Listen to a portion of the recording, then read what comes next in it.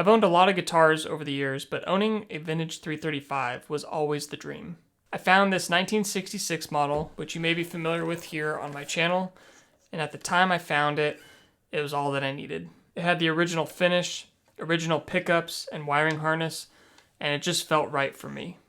To afford this, I had to sell several guitars, including a custom shop ES 335, which I loved, plus a few other things in my collection to make room and for this budget. During the time that I picked this up, I was chasing a sound that I just wasn't quite getting with my other guitars. Once I picked this up and spent a little time with it, I knew that I was one step closer to hearing what was in my head. But this question lingered. Could I still have been happy keeping my custom shop ES 335 instead of funding this? Here I have a Memphis-made 60s ES 335, and we're going to find out how similar, if at all, these two guitars are. Of course, we'll hear how these two sound against each other, but we'll also check out some extra specs such as neck measurements, pickup outputs, the neck tenon, and of course the finishes. My name is Chris Ellis. Thank you so much for stopping by my channel. Now let's check out some 335s.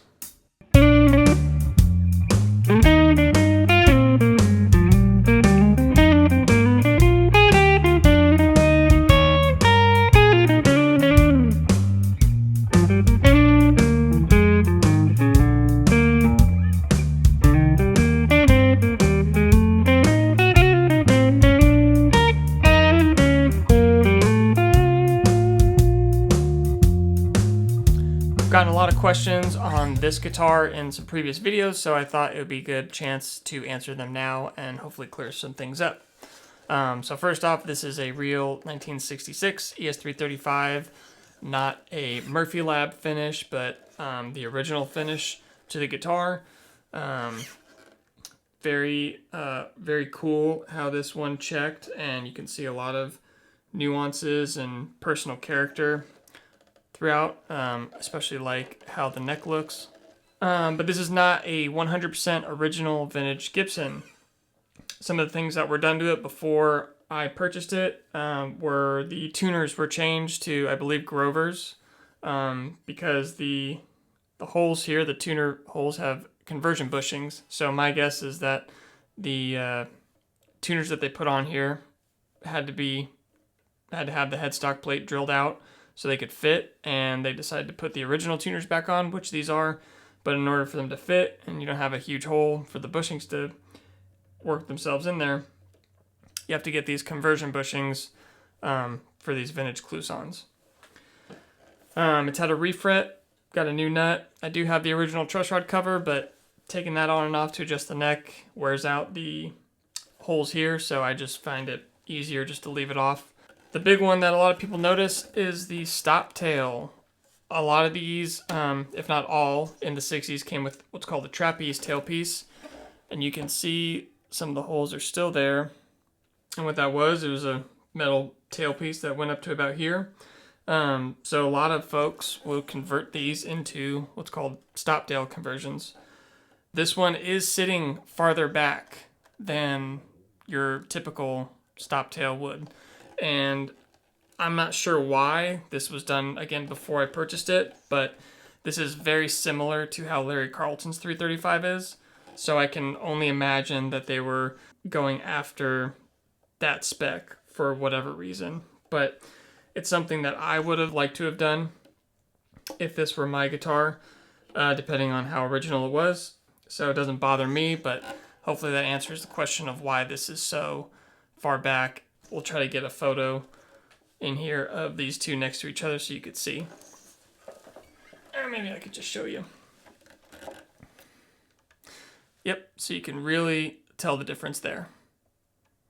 But what really sold me on this guitar was that it had the original finish, not a refin, and the pickups and controls were all original. A lot of people will think that if you just have the original pickups, that it's going to change your guitar sound. And it might to some extent, but the real secret is getting these old potentiometers and capacitors. If you can find an original wiring harness, I believe that would make much more of a difference than finding a set of old pickups. And if you could find them both together, then that would be a serious upgrade for your tone. I also took off the original ABR that came with this guitar, I still have it in the case. I keep all original parts all together, but the slots themselves were kind of funky, and some of them had grooves and the strings were slipping in and out, and it just didn't sound good. Lots of rattling and buzzing. So I just put a fresh one on and called it a day. So that's about it. The only other thing that I've done is physically switch these two pickups out. So this was in the bridge and this was in the neck. The reason that I did that was the neck position had a reading of about 7.8 and the bridge had a reading of about 7.1. The neck was far too muddy, even lowering it all the way, so I switched their positions and got the control cavity out and resoldered everything in. I did have to extend the wire for this pickup, but nothing was snipped, and it's something that's easily reversible if I do decide to sell this. So no damage done. And since it's such a player grade instrument as it is, I wasn't really worried about affecting the value too much, as I want this to be able, I want this for me to actually use it, and it just wasn't really usable. So this helped a ton of how this guitar sounds, feels, and plays now. So let's talk about the Memphis guitar for a little bit. You can see right away that the color's not the same. This is more of a very brighter red, especially on camera. This is a prototype for some aging samples. I don't know if you can see some of the checking there, but you can see some arm wear here. And they did some back wear. This is not my instrument. This is on loan to me from a friend of mine. So thank you very much for letting me use this and compare these two guitars. So we'll get into details of specs, but right off the bat, this neck is much slimmer, especially on the back half. The original 66 fills out this part of your hand more. And in the mid to late 60s, they changed their nut width to a smaller nut width, and this has the wider nut width, so that feels much different playing up in this position. It's got the double ring Clouson tuners, so they also aged the hardware too. You can see the pickups look a little hazy, like they've just been sweated on and had a lot of gunk put on. And when reviewing both of these at home before looking at either one of them side by side, it's funny how my original one is much more shiny, but a lot more scratched up. So other than those differences, these are very similar. Block inlays, same color, a little bit aged. We'll go through and get some specs out and hear some playing samples, and y'all let me know what you think. Alright, so now let's hear how these two sound next to each other. I'm going to try to play the same thing over blues in B flat. Both guitars are going to be on the neck position. I'm playing through my Fender 65 Deluxe, non-reverb, volume about 7, treble about 6, and bass around 2. No pedals, a little bit of delay, a little bit of reverb, no overdrive, just relatively clean amp. And we're going through the aux into my universal audio interface. But after that, we will go through each pickup position. We'll play some licks and some chords so you can get the full idea of what these two guitars sound like.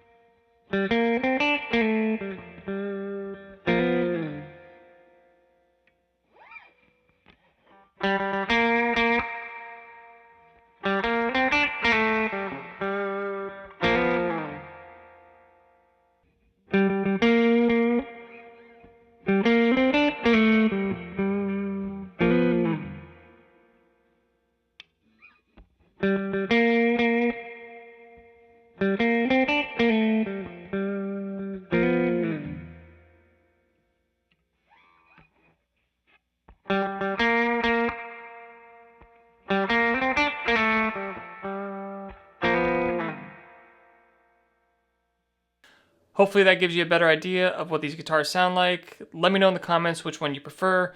Now we're going to go upstairs and check on some specs. Jumping into the specs, we're going to start off looking at the nut widths, and on the Memphis nut width is 16.995, which is just a little bit over 1 11/16, which was Gibson's wide nut. Taking a look at my 66, which has a narrow nut width, this measured at 15.805, which is just slightly larger than the 1 9/16 narrow nut width that most Gibsons had at that time. Back then, Gibson wasn't really consistent with a lot of things. Primarily neck shapes and widths might be off, but I believe the reason that they went to a narrow nut width is because they wanted their guitars in more hands of students. At the time, the Beatles were very popular, so they wanted as many young kids to have access to Gibsons as they could. Another story that I've heard is that somebody thought it would be more comfortable to slim down the necks. They brought it to their boss at Gibson. He said, yes, this neck feels great, and they ran away with that information and put that into production. While both can be true, some players don't prefer late 60s slim necks, so they will pay the bigger money to go for the wide nut Gibsons from 64 and before. If you are looking to get a vintage 335, you are going to pay significantly less for a narrow nut width guitar, so keep that in mind if you are looking. The next thing that we're going to look at is the pickup outputs, and on the Memphis 335, on the neck we have a 7.3, bridge 7.58, and in the middle 3.74. Generally considered low output for pickups, which is what I prefer. Compared to my vintage one, the neck reads 7.2, bridge is 7.76, and the middle is 3.74. So a little bit less output in the neck, but also a little bit more output in the bridge on my vintage one. Let's take a look at the neck tenon on each of these. About the same, long neck tenon on both of them, so the Memphis 335 is correct in the building of this. But you can see how different each cavity looks from each other. Also, when you're putting pickups back in, make sure that you're not putting the screw in and then just tightening it down right away, as this can ruin the hole in the body. What you want to do is put the screw in and turn backwards until you hear a click, and I'll show you an example of what I'm talking about. And as soon as you hear that click, you will be okay to start screwing in the pickup.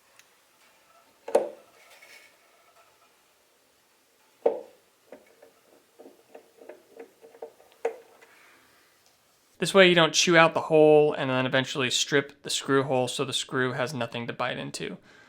Doing it this way, you are putting the screw right back into the exact groove that it was created in the first place. Taking a look at the neck measurements.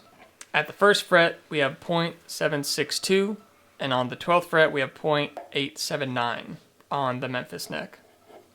Taking a look at the 66, at the first fret, we have a 0.840, and at the 12th fret, we have a 0.982. So you can really see how different these two necks are from each other. So just by looking at these two guitars, you could see how similar they might be, but the 66 just has a lot more character. Yes, the Memphis is checked, and no, this is not an official Murphy Lab guitar. This was long before the Murphy Lab, but probably a prototype or a test run to see how the aging process would react is my guess. I don't know. But I just thought it was a very cool representation of a vintage 335 and would pair well with my actual vintage one to see how they would compare. So again, thank you very much for letting me use this. fantastic guitar, but you can see just how different the color is. One is very rich, and the 66 is just very dark. My absolute favorite part about my 1966 is the neck. I love how it aged, and I love how it feels. You can really see how much character an original Gibson has as opposed to a newer one that's made to look vintage. So before buying this 1966, I had a custom shop 335 in vintage Sunburst, the 59 model, and that was my go-to guitar for just about anything. A part of me wished that I still held on to it. It was a fantastic guitar. I really did love that guitar, but that was going to be a big chunk of change that I could put forward into buying this one. So while I'm not trying to replace this one just yet, I am looking for options of a backup in case I don't feel comfortable or don't want to take out this kind of instrument out to any clubs or bars. I've definitely got my time in with it, and I've taken this everywhere the past year and a half or so that I've owned this. But you know, sometimes you just don't want to bring something this expensive out to a generic blues jam or a gig in a rough part of town. So did I really need this vintage 335? Probably not. A modern 335 can really do just about 90% of what a vintage guitar can do, but at the end of the day, what it came down to was this guitar really inspired me to play and pick it up continuously. At the end of the day, the greater question isn't, do I need this, but does this inspire me? Does this move me? Does this push me to create the music that I want to create? And if that answer is yes, then that is the musical instrument that you need. For me, this 1966 does that exact thing, and to me, it's worth it. Let me know in the comments, have you ever bought a vintage guitar and wondered if it was worth it? Or have you ever sold your vintage guitar in replace of a newer one? I'd love to hear your thoughts. Again, thank you so much for watching. It really helps this channel grow, and I greatly appreciate it. I hope you got something out of today's video, and let me know in the comments below, what would you choose? Do you go the vintage route or the modern route? And I'll see you guys real soon. Thanks.